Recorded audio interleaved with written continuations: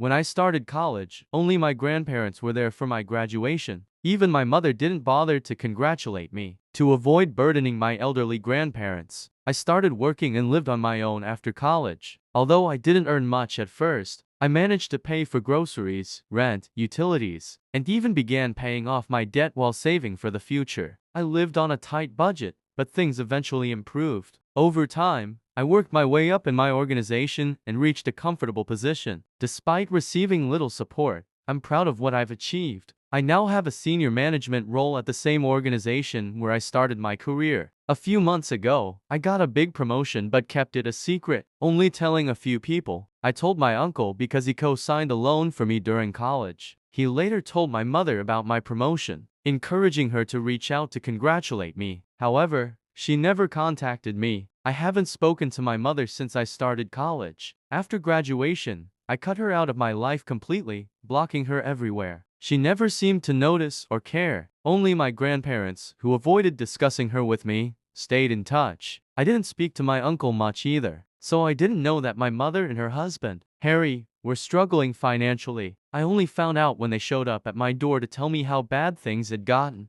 At first, I let them in, hoping they wanted to make amends. Instead, they started talking about my promotion, saying they were surprised I hadn't told them. They didn't congratulate me, but were upset I had cut them out of my life. They claimed it was because they had to prioritize their children over me, saying I should have understood their decision and not been angry as a teenager. They even blamed me for being upset that they had kicked me out so they could focus on their kids. Then, they talked about how hard their lives had been. They had started a business, which failed, leaving them in debt. Now, they needed money, especially since their twins were nearing college age. That's when I realized why they had come. They wanted financial help. They even suggested I could make it up to them by paying for my siblings' education.